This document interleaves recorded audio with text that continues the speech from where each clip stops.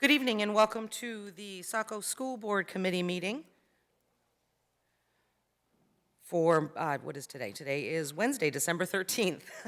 Let this meeting be called to order at 5:04. First off, I'd like to have everybody join me for the Pledge of Allegiance.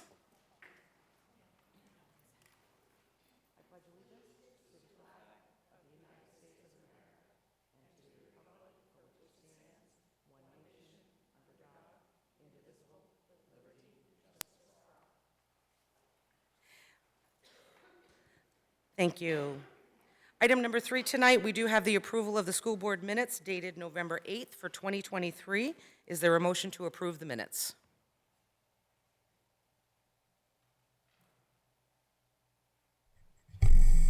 So moved. Motion has been made by School Board Member Truman. Is there a second? Second. Second by School Board Member Johnston. Also, that was Preble. Oh, I'm sorry, thank you. I was watching Beth's hand. Second by School Board Member Preble. Any discussion on the minutes? Okay, not seeing any. Roll call vote. School Board Member Archie? Yes. School Board Member Preble? Yes. School Board Member Richards? Yep. School Board Member Roach?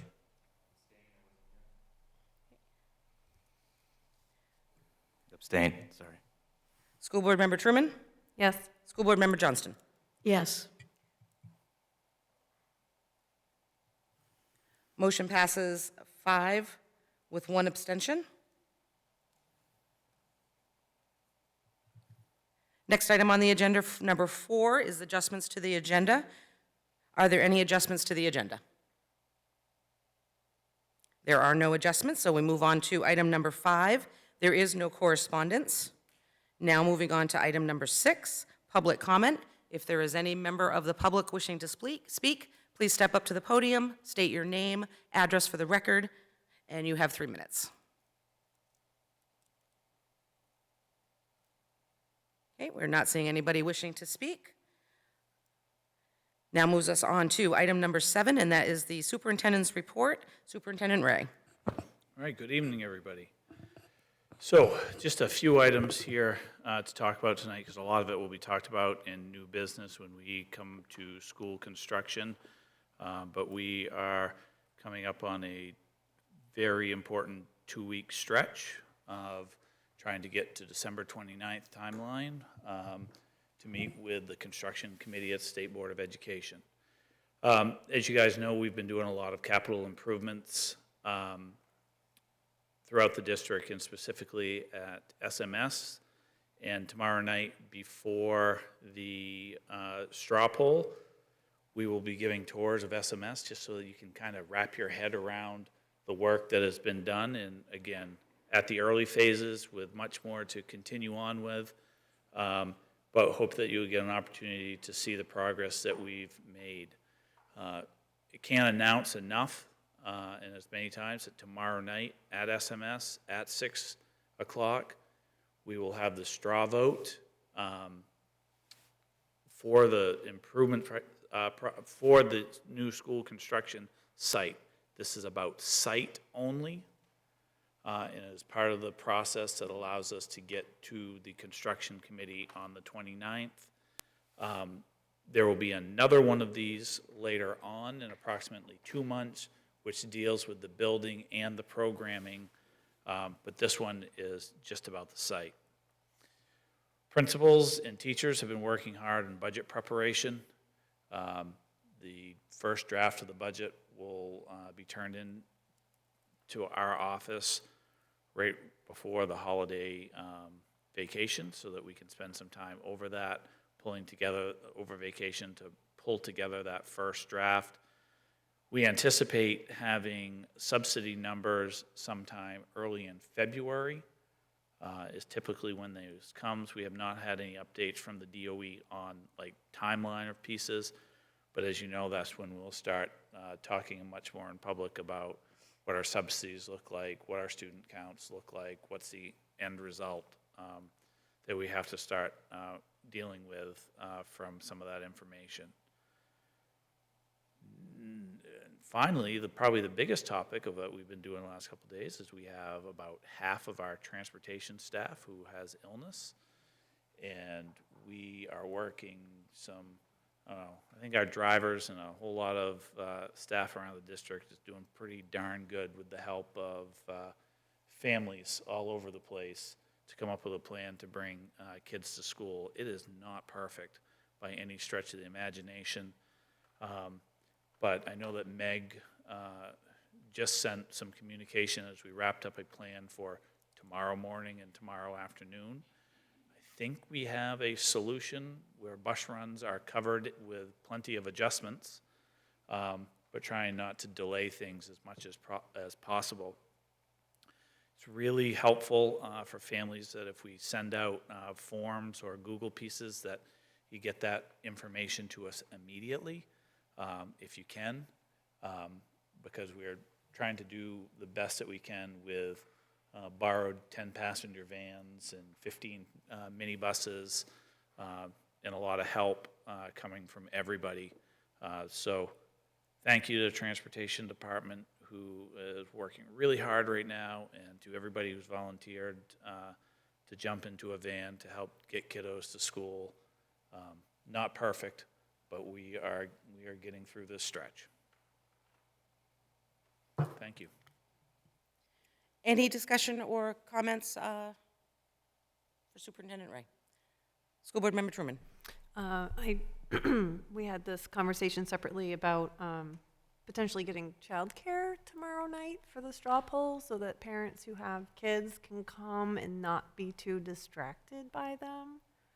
And I wasn't sure if that was something that we had any luck on, or... So Meg and I spoke about that, but we've pretty much been Occupied? occupied with figuring out how to get vans around right now. So we'll get back to you, and we're still continuing to work on that piece. I was worried about asking. I was like, I'm sure they had other things today, but I figured I'd ask anyway. Thanks. Great, thank you. Any other comments, questions? Okay, not seeing any. That will now move us down to item 8, which is the chair's report. School Board Member Preble, is there a chair report? I don't have anything major to report this evening. Just further down into the agenda, we'll talk about voting for chair, vice chair, and committees. Okay, thank you. Item number 9, staff reports. There are no staff reports this evening. Item number 10, board subcommittee minutes. The Policy and Personnel Committee the next meeting is 1/10/24 at 5:30. Finance and Infrastructure Committee meetings is 12/13/23 at 4:30, which actually was this evening. And the Curriculum Committee the next meeting is 1/22/24 at 4:30. Item number 11, there is no old business. Item 12, new business. We do have a couple of items. First one, A, is new hires. There is a memo in your packet. Is there a motion to accept? Mayor? Motion made by School Board Member Truman. Is there a second? Second by School Board Member Johnston. Can I make the motion? Yep.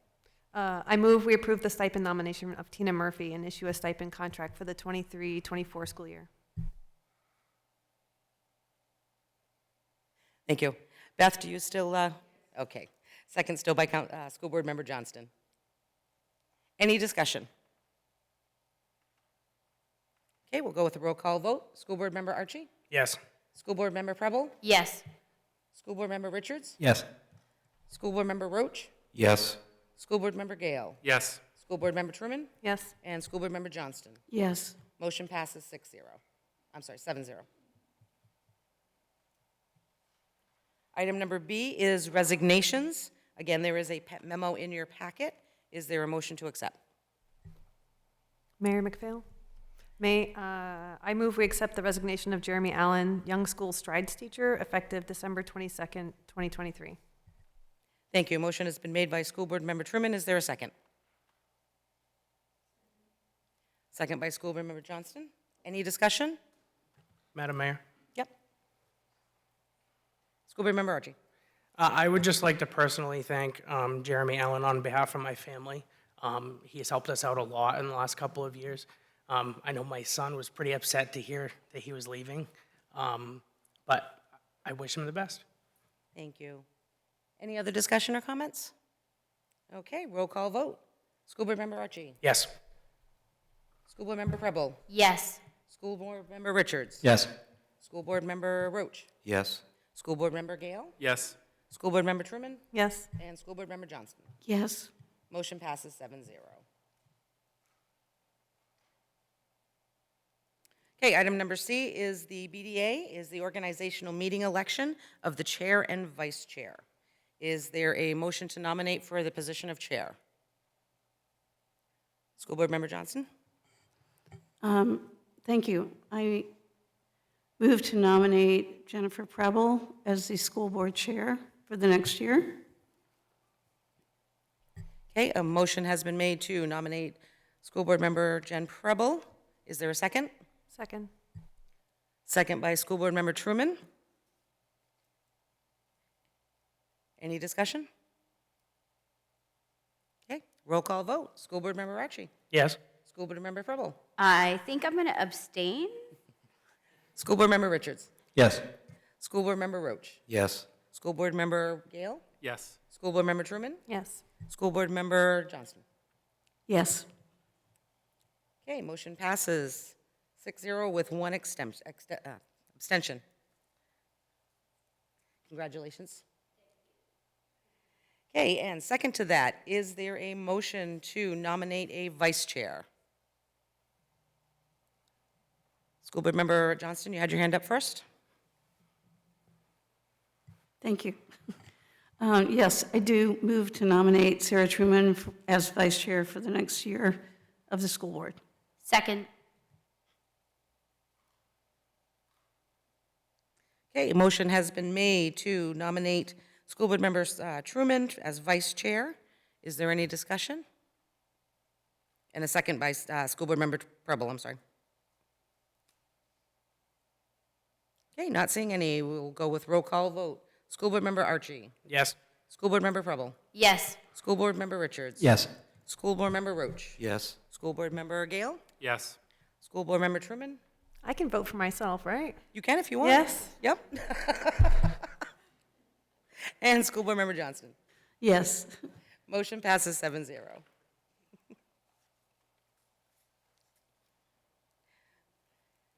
Okay, that now takes us to item number D, which is the BDA committee assignments. Chair Preble, do you have any committee assignments? Oh, I do. I apologize that I did not get them all out to the board, but it has not changed from my last email. So if I could just read them through and do we vote on them if memory serves correct? Okay.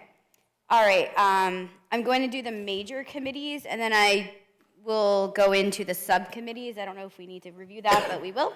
Main committee assignments for finance, budget, and infrastructure. I have Beth Johnston, Kevin Roach, and Jeffrey Richards. Policy Personnel Committee, I have William Gale, Sarah Truman, and Beth Johnston. Curriculum Committee, I have Arthur Archie, Beth Johnston, Sarah Truman. So those are the main committees that I have. For the subcommittees for wellness, I have myself, Jennifer Preble, and Beth Johnston. For PG&E, I have Beth Johnston and myself, Jennifer Preble. Dropout Committee, myself and Jeffrey Richards. Calendar Committee, I have Arthur Archie and Sarah Truman. Stipend Committee, I have Sarah Truman and William Gale. I hope everybody got that this evening. I'm happy to take questions or if we need to tweak anything, but that's what I have proposed. Any questions or anything needing repeating by anyone? Okay, looks like everybody is all set. Thank you. Okay, next on the agenda, we do have item E, which is the school construction update. Oh, And that- Madam Mayor, I'm so sorry to interrupt you.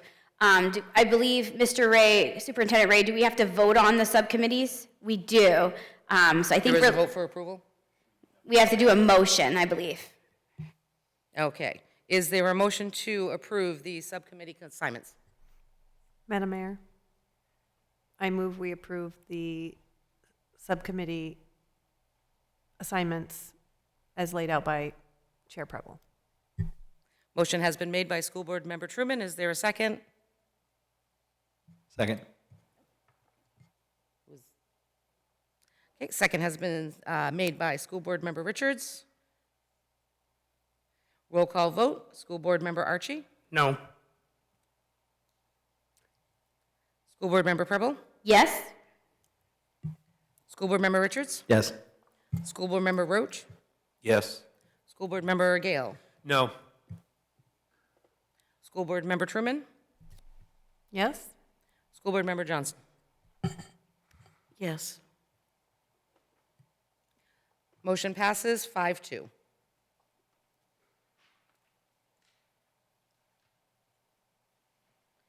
Okay, now we move on to item E, which is the school construction update, and that is with Superintendent Ray.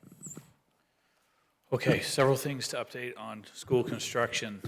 In your packet, if you remember from the city council meeting a couple of weeks ago, we were able to give a timeline for the June 11th referendum, and that is in your packet again tonight, as these are the paces that we need to make sure we keep up with if we're continuing through that June 11th date. And given the information that we have from the DOE at this time, we are on target to hit those pieces. I've included just the major target dates for you because there are 40 lines on that construction. But the big ones start with straw vote tomorrow night, December 29th, State Board Construction Committee. January 13th would be the State Board site approval. So that's where the full State Board, not just their subcommittee, would give us the go-ahead to move forward.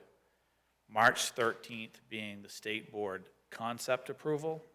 That's where they're really looking at the size of the building, the design of the building, and the budget for the process, which would put us on pace for a June 11th public vote.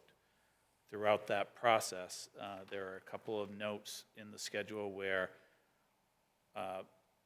Madam Mayor, we would have to have a certain Monday night, we'd have to have a council meeting to make sure that we took a particular action. I worry less about those having to be special meetings because those will occur during the month of March and April when we tend to meet most Monday nights for budget anyway, so that we will have meetings. Aside from the meeting calendar, some things that we have been working on. Oak Point, myself, Meg, some great support from Pat Fox and Public Works Department of really trying to hone in on the intersection on Route 1 and the business park. That is the piece that will not be totally, designed and defined tomorrow night because there is a lot of work going on there of what the needs are. Also, some of the requirements of the DOT for off-site improvements in which intersections those could be throughout the town has not been finalized, but it's not enough to hold us back from moving forward for site approval. And we will have that, kind of traffic permit, movement permit in hand for the 29th. So that's where really the major discussion right now is continuing to focus on traffic. And a lot of it is, and part of the holdup is because the Department of Transportation has some requirements that they're having us look at for intersections that are well over a mile from the site, which isn't necessarily the most typical. I think that they say that this project has had the most requirements from the DOT as far as intersections, because we know of the challenges throughout our city where traffic is and has become. and also knowing that it's very difficult to predict what will happen with the 112 exchange when that's finished. So those are some pieces that we're spending a lot of time on, and I'm happy to take any construction-related questions I can update the board on. Any questions? School Board Truman? This is probably a very obvious question, but I'm guessing that throughout this process where you're meeting with the state, that they're, because I see the concept approval, I'm guessing that they've already gotten a glance at what we have planned at this point, right? Like if there were any glaring red flags, they would be like, oh, your building's ridiculous or whatever ahead of time before we got to that point, right? Yeah, they've had several sneak peeks of floor plans. We have a meeting on January 4th, correct, Meg? Where the kind of whole purpose of that would be for Oak Point to really highlight and sit with them around the table. This one's actually in person. And sit down with the plans to explain all of those pieces so that they can weigh in on entrances, exits, size of the building, ventilation, those pieces that are greater concerns to them. But yeah, I mean, there is a lot of timelines, and certainly the development of a budget is extremely important for the project, because not only are you looking at what the impact would be locally, they're balancing the impact on the state bonds and how much they can borrow each year. And so those are the pieces that we fine tune. Whether it's site or in the concept piece, there's also a lot of discussion around the off-site improvements, and that's sidewalks, entrances, et cetera. Meg and I, a week ago, or it was December 4th-ish, we held a meeting for abutters of the property, and to start talking about some of the things they can expect, some of the concerns that they may have during the project, how we work through their concerns, how we listen and say, these are the things that architects, construction, et cetera, need to make sure happen as we begin to move that forward. Meg and I hope to go back out and talk with a couple of the property owners that expressed some more concerns than others to figure out, okay, so how do we make sure that this property owner and or business is least impacted during the construction phase? And they had some pretty good ideas for us through the process. Okay, great. School Board Member Roach. You mentioned they're looking at anything in a mile. Is there a certain intersection a mile away that they're concerned about? Because there isn't much a mile away from the Millbrook Route 1 intersection. So they have concerns of, Kevin, it'll just be easier if I bring up my list. Just give me a second that we're working on. The traffic light at 112 and Franklin Street, Route 112 Industrial Park intersection. Looking at the 195 off-ramp, adjustments to Route 1 Flag Pond intersection. Those seem to be the areas that they are focused on. Yeah, so that's over a mile away, so they're going outside their normal parameters for Saco. Yep. And does the DOE have an explanation of that from the DOT, of why they're doing that? I think that just concerned about the amount of traffic, obviously concerned about the interstate piece. But when you look at the Route 112 Industrial Park intersection and the I-95 ramp, we know that there's a large building that was just built right there for the trucking it looks like it's trucking mostly by the industrial park on northbound or southbound as you would turn on there. But what's interesting is that you're trying to look at some situations where you're trying to make decisions about that intersection now, Yet, that's a situation where there's a post-construction study that needs to be done, and the two are starting to overlap. That becomes a little bit of a challenge for us to deal with. And so that's where Patrick and Fox and his team has been very helpful. And we've been able to back off some of the other intersections that were initially talked about as something that they wanted to study more. And again, it's just been the knowledge of the city that's been able to back them off of not having to look at the intersection by Hannaford's, so to speak. I'll just say that this is the same DOT that said they would never, ever put an off-ramp off Ramada Inn to merge traffic onto the turnpike, and never has become now that they have allowed that. So I question their range of expertise on Saco traffic flows.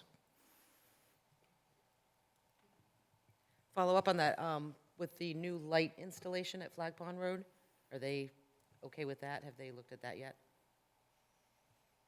We have the new lights up. I would assume that that's put in because we're using Goro Palmer, which is the same traffic engineers that the city uses as well, and very informed about the intersections and the design of those throughout. Good. I'm anticipating that one possibly being fairly used for parents coming up and going down. And I think that, you know, like I heard in one meeting, and it was a great example that traffic, it might have been Patrick that used it, that, you know, traffic is kind of flows the same way water does, as it kind of disperses where it's not. And I think that you're going to see that what we may think of a new location and a new school and what your idea of traffic patterns may be a situation where someone chooses to drive a little bit, a half a mile more, but avoids some of what you can anticipate for a change in traffic patterns. And so I think it'll be interesting to see, because I think as we look at something like busing, we may do the same thing. Okay, any other questions or discussion?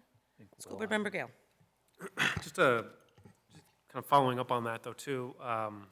So the Board of Education doesn't, the State Board Construction Committee, will they hold that against us if we don't have that permitted by Maine DOT in the site approval? We do not believe that there's any challenges to us moving forward based off the recommendation from Scott Brown, that this being the DOE that says that here's the timeline, we're ready to move forward. Okay. And then the improvements that could potentially result in order to get the permit, is that going to be folded into the state funding of it, or is that going to be on the local share portion of that?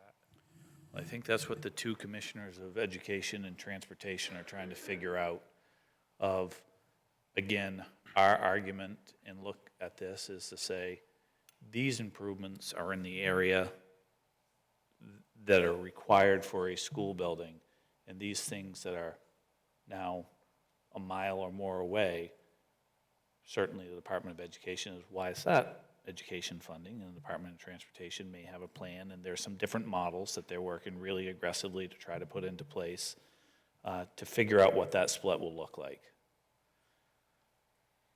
And then, so anything on DOT side, then that's going to come from us, sounds like, locally, right?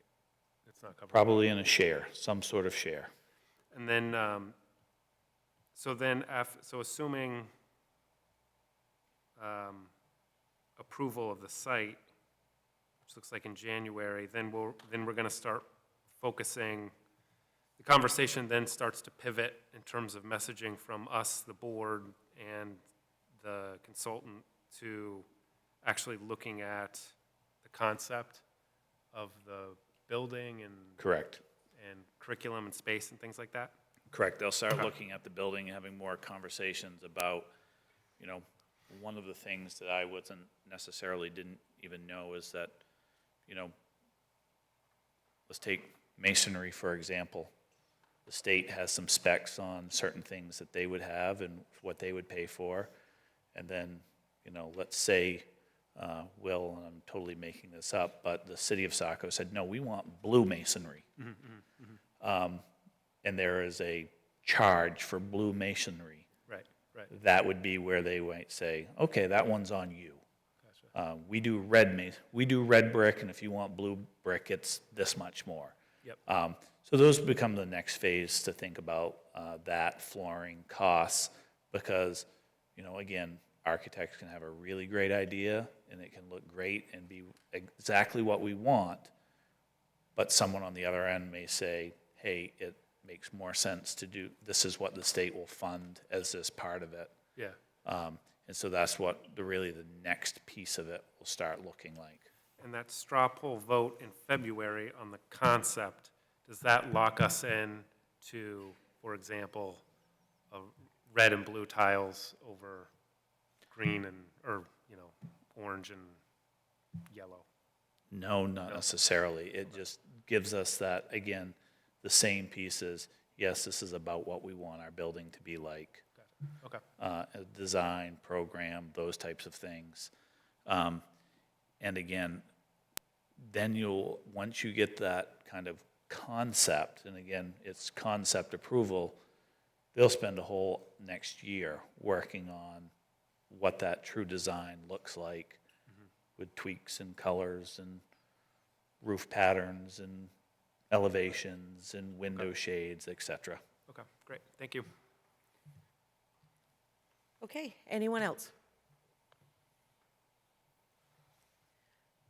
Okay, so next on the agenda, we do have item F, and that is the straw poll for the site selection. And again, I mentioned this already in superintendent's report, just again, making sure that everybody, and we can't say it enough, tomorrow night, 6 p.m., Saco Middle School, site selection, and I've provided the language from chapter 61, chapter 60, in there that are the rules for the state board and what needs to happen, and is that there will be a recorded vote tomorrow night of those in favor or against.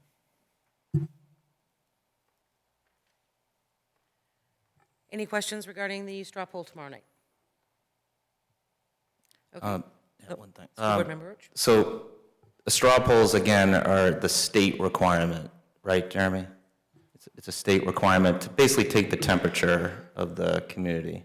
That is exactly correct. Okay. And there's two, just to be clear, tomorrow night is site selection. February is conceptual, the grades, the layout of the building, so. Correct. I'm going to call tomorrow night's the Jack Straw poll. Okay. I'll name the other one later. So. Okay, next on the agenda, item G, we do have a presentation on NWEA.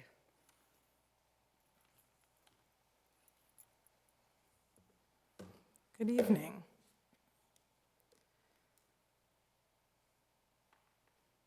So as promised, we do have our fall data to be able to review now, which is that standard map growth that we've taken for quite some time in Saco and allows us to look at scores over time.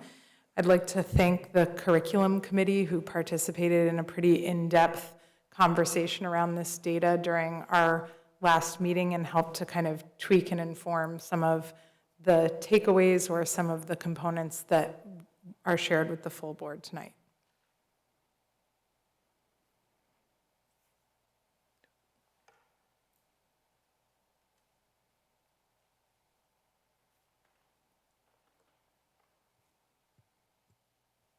Just plug it in and click, they say.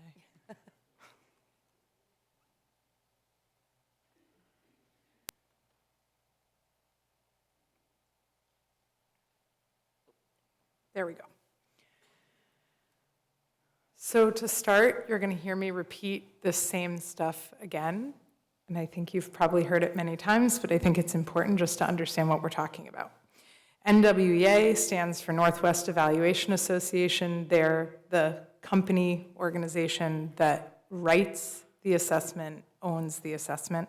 The assessment is called measures of academic progress, and we often refer to that as MAP, and we shorten that or extend that to MAP growth, because really what we're looking at when we look at these assessments are a student's growth over time.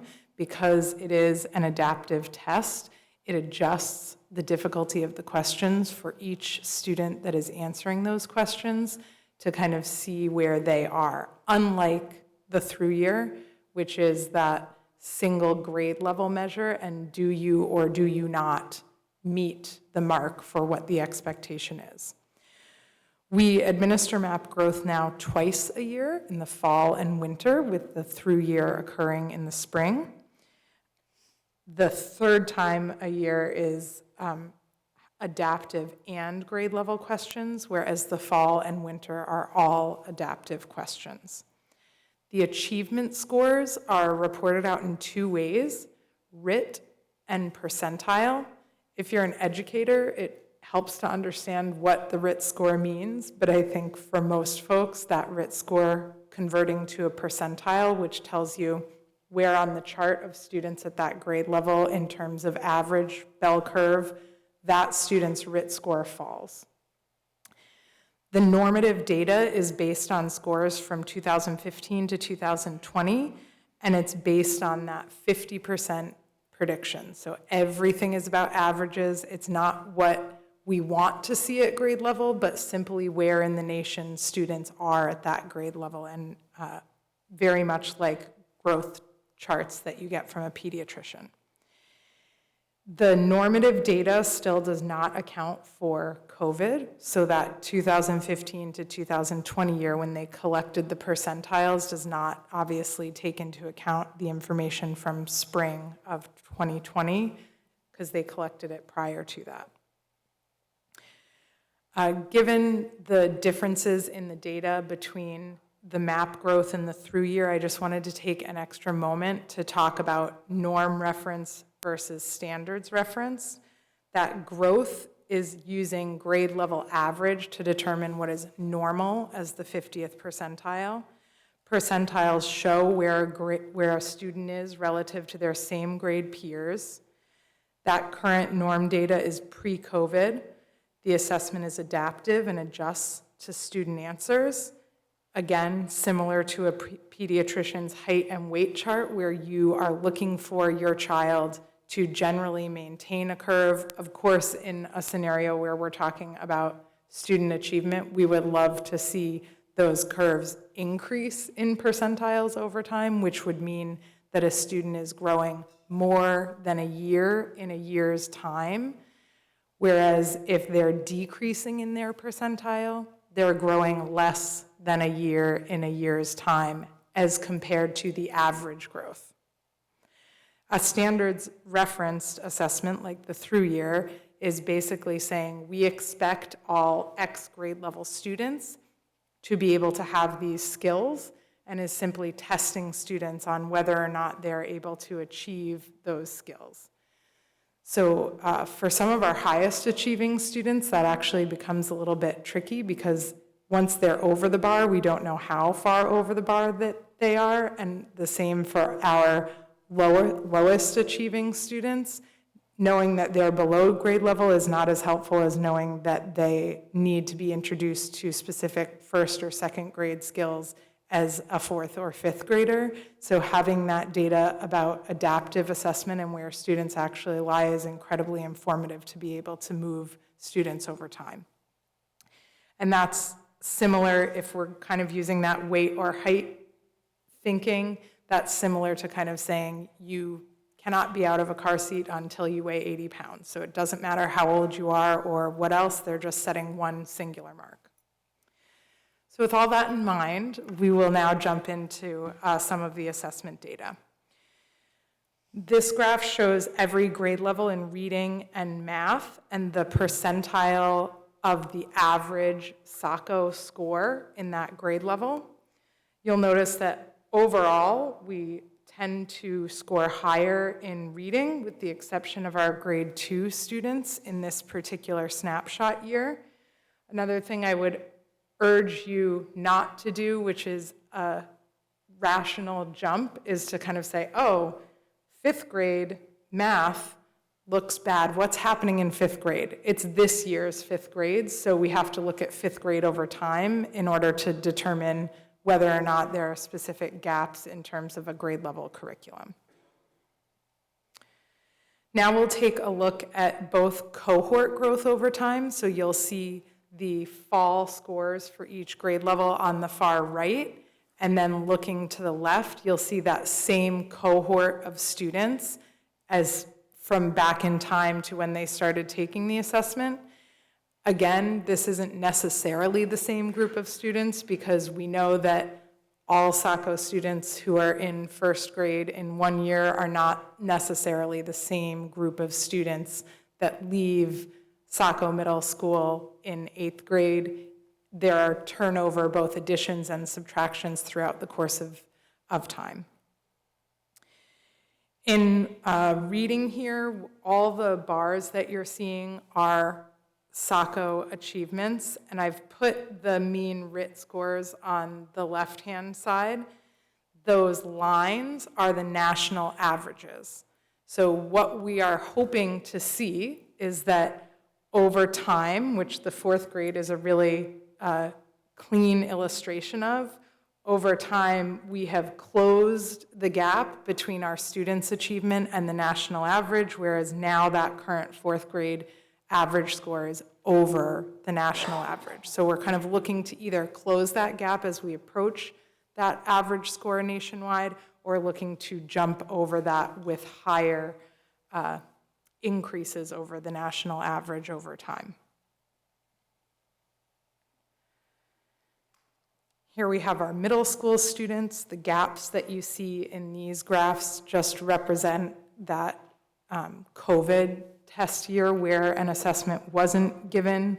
Otherwise, it looks like they made a real big jump in a single measure, but it also kind of helps you to see if there were deficits during that COVID gap for these particular grades, and we do see that, as we've talked about before, for all 3 of the current 6th, 7th, and 8th grade, where when you look at their pre-COVID scores to their just after COVID, there's a substantial decline in the average score as compared to the national mean. This graph really tries to consolidate all grade level information by giving you a percent over or under national average over time by averaging together all grade levels and how over or under they are. And we see almost a pretty clean example, with the exception of spring of '22, of that kind of pre-COVID achievement, a big gap, some problem areas with some recovery taking place, again, with the exception of that spring '22. I left that spring '23 kind of placeholder in there because that's Main through year, and prior to us switching to Main through year, we were really looking spring to spring or fall to spring. And so without that spring data now, we're probably going to lean more on fall to winter growth or fall to fall growth when we look at individual student growth. So some takeaways that were discussed with the curriculum committee. Average scores are above national average in all grade levels in Saco. All grades are making more than average growth compared to last winter's scores. Some grade levels just barely, but when you break down those numbers, it's either exactly just over that average growth or well over that average growth. The next steps when we look at this data at the school level are reviewing individual student scores for achievement and growth. There's a chart that many of our schools use that shows student growth and student achievement, and we're obviously looking to move students into the quadrant that's high growth and high achievement, and paying really close attention, even in our highest achieving students, of low growth, and really focusing on that growth metric to make sure that we're either maintaining a year's growth in a year's time for our highest level students and closing the gap for our lowest achieving students to grow more than a year in a year's time. And the other thing that we will be looking into more is a sub-goal score analysis, which allows us to look at some sub-goal areas, specifically in reading for foundational skills, to take a look at whether or not we see any patterns in foundational skills as a result of adopting a new word study curriculum. In math, which as you'll recall from the beginning slides was not as rosy an average picture as our reading achievement as compared to national average. Here you can see first and second grade students.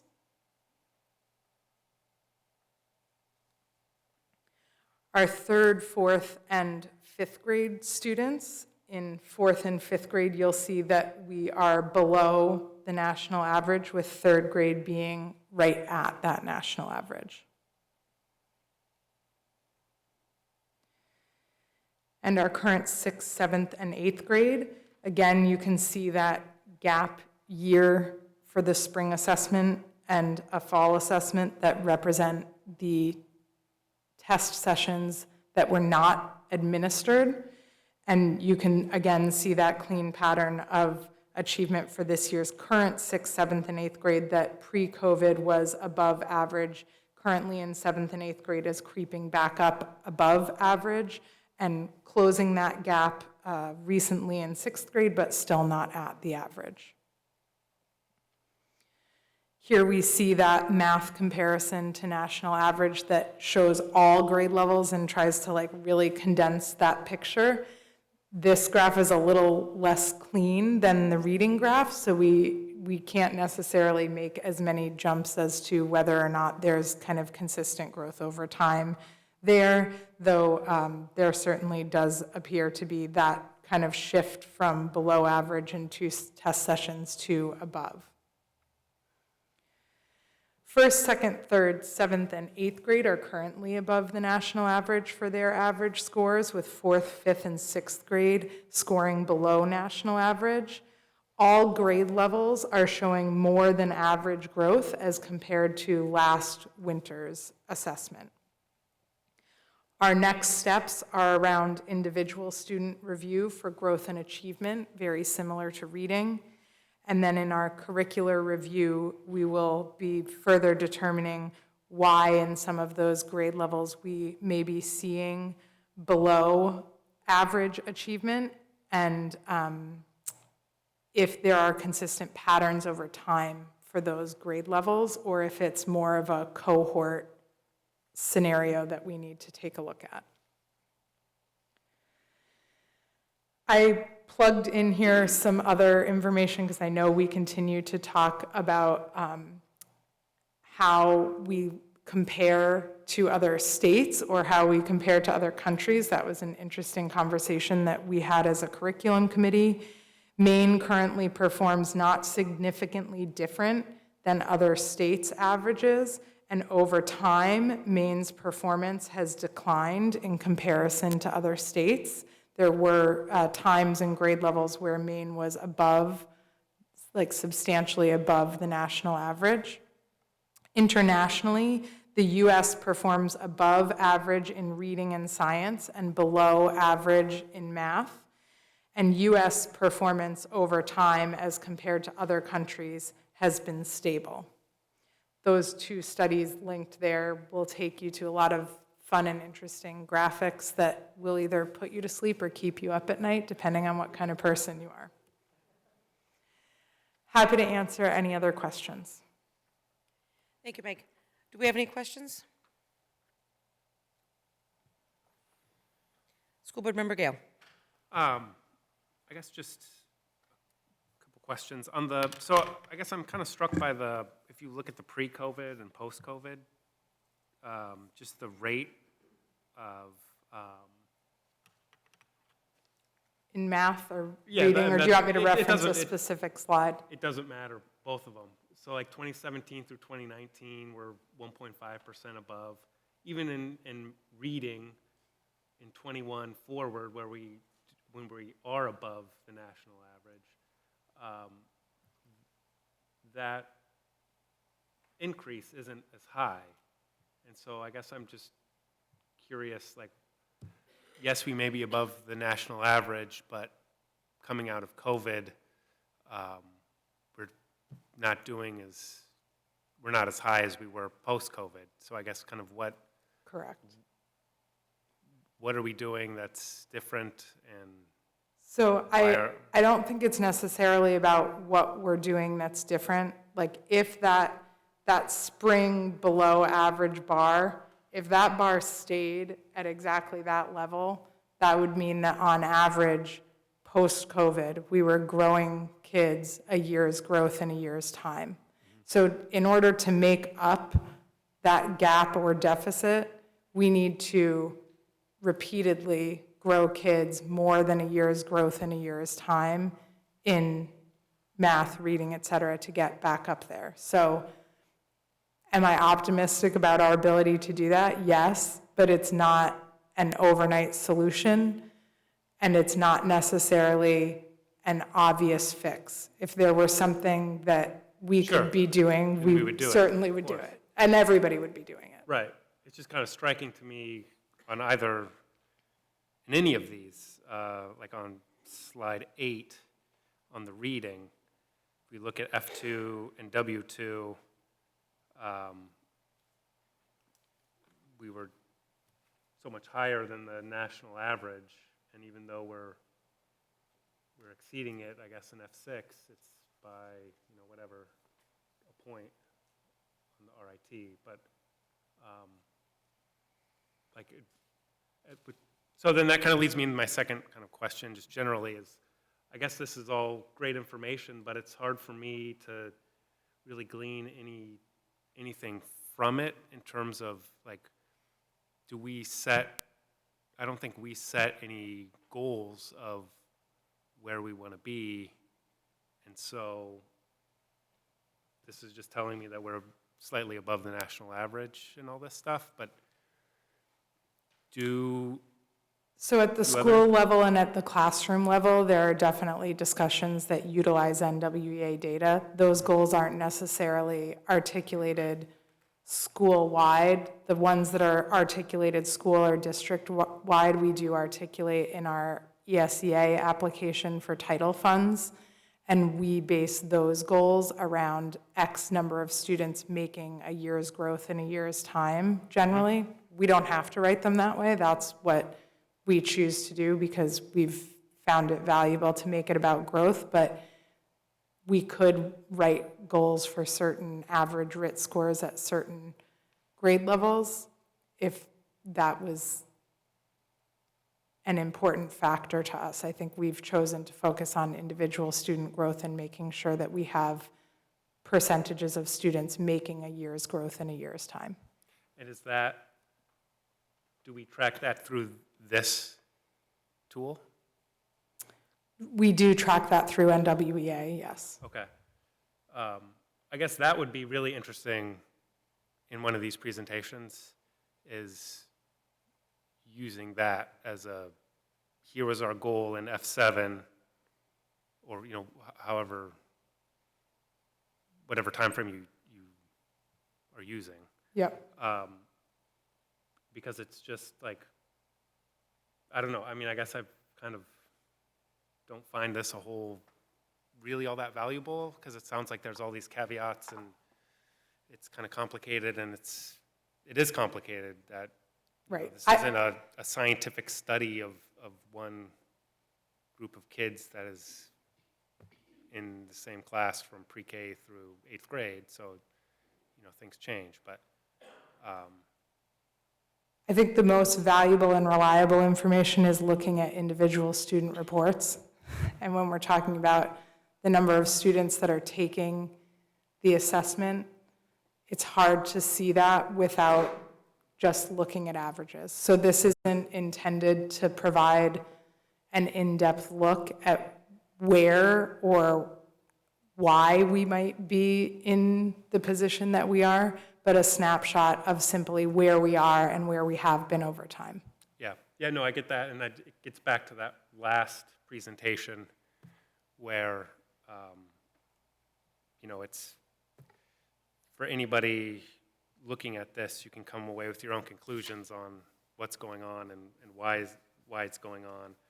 But for me, it's just helpful to have more of a context of it, and if you know, why are we reporting out on these statistics rather than just like, here are a bunch of statistics that we collect and it's out here now, so. If you have any other specific questions about data, I'm happy to take those back, or if you want to think on them and then present it in a way that might be more, provide a better context for you. Yeah, great, thank you. School Board Member Truman, then School Board Member Archie, and then School Board Member Roach. I just wanted to say,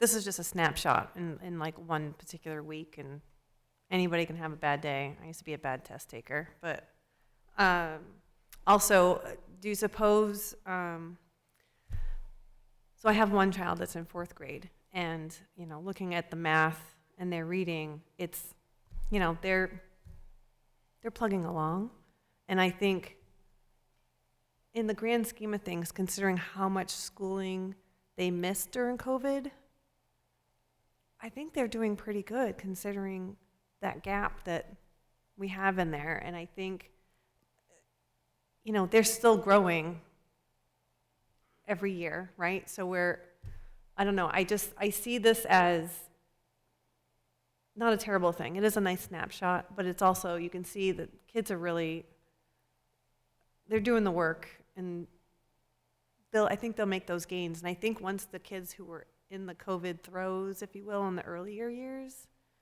you suppose that like kindergartners and 1st graders now, if we watch their growth, like how they'll come back up, you know, they'll meet those thresholds that we're kind of hoping for as that works its way out. And not to say that like the 4th graders now won't come out of their hole, but I think because of that year, they're going to be a little bit behind, and we're comparing them to numbers that was before COVID. Am I making sense? I feel like I'm going in circles, but like, I think in the grand scheme of things, I think teachers and students are doing really well considering we were in school 2 days a week for that entire year, you know, so, and then the other thing too, I think we talked about this in curriculum committee, how many, score-wise, we have students now who have language barriers, and that could also potentially be playing a part, would it not? Yes, it absolutely would. Right. So I say, you know, take your data, look at the individuals, and look at their growth. I think makes way more sense than, I mean, I appreciate all the graphs and everything else, and it's a great snapshot of what's happening, but I think individually, I think that's way more important to assess how a student is doing, so. Thank you. You're all set? Okay. School Board Member Roach. You answered one question that the state kind of mimics the national, but is it too difficult to send slides with the state data too, or just to take a peek, or? I'm not sure if we have state averages from fall yet. I will look into that. Okay. The winter assessment is not administered statewide. It's like elective by districts. So I can also, I think, get that information, but the winter data would probably be less helpful in terms of knowing who opts to take it and who doesn't may impact the average. But I believe we should be getting the fall scores once they wrap that all up and clean up their data as a state. Okay. The other, well, what I could glean from the look of the data was 1st to 3rd grade performed better than 4th to 6th grade. And,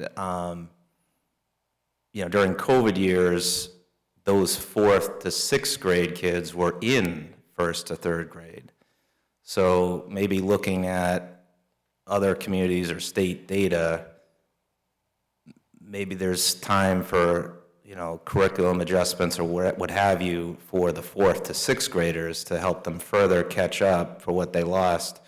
I remember from, I think it was the pre-K debates, that by 3rd grade, you kind of have a feeling of where a kid's trajectory would go to, or what grade level achievement, that, are they in the right grade? Do they get held back? Do they get extra, so third grade seems to be, and the data shows that after third grade, the fourth, fifth, and sixth, that have graduated from COVID, that they're the ones that are struggling the most. So would that be a consensus target to try to address with other communities? It wouldn't be just Saco.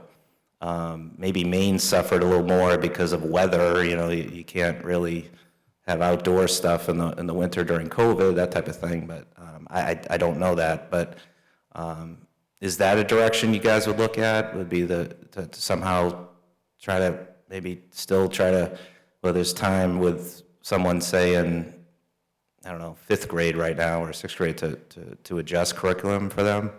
Yeah, and that is a conversation that we're certainly having regionally, is like, what are the key components that fourth, fifth, sixth grade missed in those COVID years, and how does that relate to the grade level content that they're learning now and where they might struggle? So if you missed a year of like pretty intensive work around multiplication facts, then fractions and algebra are going to be really tricky. And so how can we then support our teachers in fifth grade, sixth grade that are really heavily fractions to bring them up to speed on some of the instructional components that are usually taught at lower grade levels while still maintaining the grade level content. Right. So those, you've articulated the exact challenges that we have before us.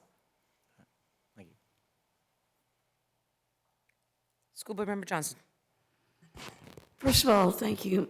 Thank you, Meg, for giving us this information again. And I think we all are sort of in agreement that it's valuable, but we are also wanting to dig a little deeper into the individuals.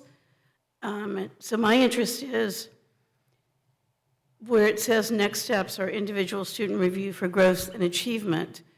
Can you give us a little bit more detail as to how that actually occurs? Because I think obviously every child, as Sarah said, or someone else here, comes in with different abilities and even good days and bad days. So can you give us just a little bit more insight into how we would deal with looking into that individual review of growth? Yeah, I think looking into it for the number of students at this level is incredibly challenging. Our grade level teams and our school-based teams are looking at students that are either below grade level, below the 50th percentile, below the 40th, below the 30th, and having discussions about those students, and then looking at students at all percentile levels that did not make their 50th percentile chance of growth, and then talking about those students. And some of those conversations teams are having rest on like, wow, that's really unusual for that kid, and their achievement percentiles before this and their achievement on reading assessments or classroom math assessments don't indicate the same pattern. So there's a little bit of a wait and see approach. And for other students, there's a teacher saying, yeah, I have some real concerns about this, and a team developing an intervention plan for that student to try to fill some of those gaps, or whole teams of teachers saying, let's address addition facts as a team, and how might we split up the planning of that to fill in some gaps that we're noticing across groups of students. So that's a really high-level snapshot, but certainly we can explore our principals sharing a little bit more about what those teams do. Thank you very much. School Board Member Archie, and then School Board Member Gale. All right, I changed my mind. The first grade was not tested on reading, correct? Correct. Why was that? We have not tested first graders in reading because we've relied on benchmark assessment system instead of NWEA. We do have 2 first grade classrooms that are going to pilot NWEA reading in this spring, because despite what I said about Maine through year, that's only 3rd through 8th grade. So the spring data for 1st and 2nd grade is still map growth data. So we're exploring that because it would certainly give us a better longitudinal picture. So my second part of the question would be it's hard to go back to what you just said. It's hard to compare, you know, per student, if we're only testing on math and we're not testing on reading, but like, if you had a child in first grade that was at like the 30th percentile on mathematics, how would a parent perceive that, and where should we be concerned if, you know, they don't meet the 50th or, you know, at the spring? I think the I number know one. it's a loaded question. Yeah, I think the number one question is, what does the teacher say, or what do the other student indicators say? Because this is a multiple choice test. This is one day in a kid's year. So I think gauging, like, is that an accurate percentile representation?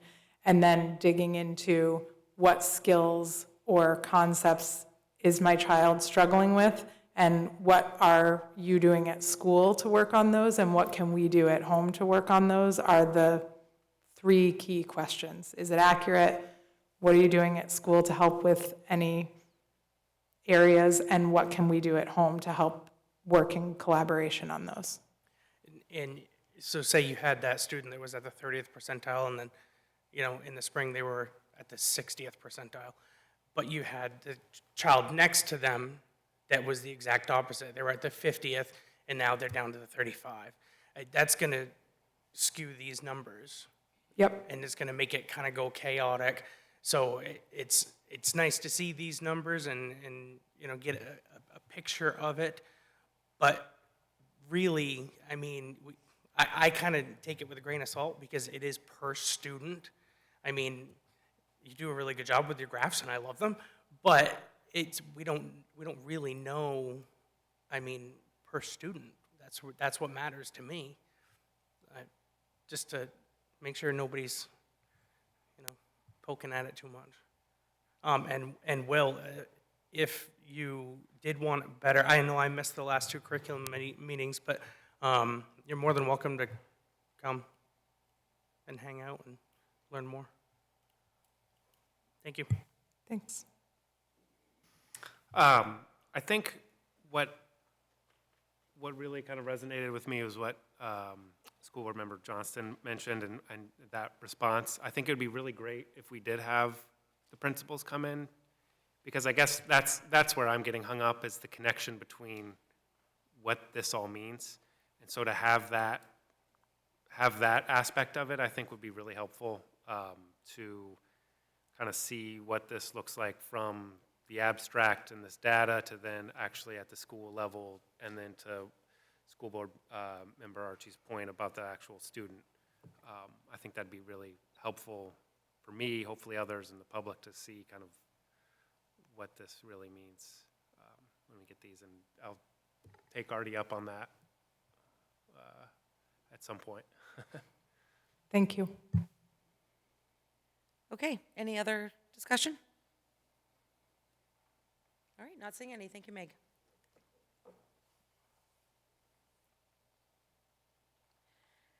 Next on the item, we have H, and that is the grant award notification. Do you want to speak to it first? Or? Okay. This memo just outlines a grant that was written collaboratively between Biddeford, Saco, and Dayton. It was a very specific grant around climate education professional development. And what we've proposed in the grant and been awarded, though we don't know if we've been awarded the full amount yet, is an award to have a cohort of teachers participate in some professional development after school, as well as the funding of an institute in the summer around climate education. Happy to answer any questions, though, again, we haven't gotten the full grant award amount. We just know that we applied for about $73,000 for that grant, and we will be funded some portion of that. Any questions for Meg? Not saying any. Thank you. Thank you. Okay, that now takes us to item J, and that's a first reading of the policies, field trips and other student travel, website and social media, student transportation services, instructional and library media materials, Challenge of Instructional Materials form.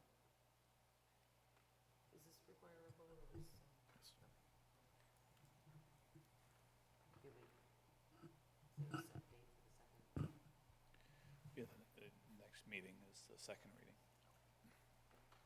Is there a motion to approve the first reading of the policies? School Board Member Johnston. Excuse me, Madam Mayor, but I believe before we get to that issue, we have the tuition update.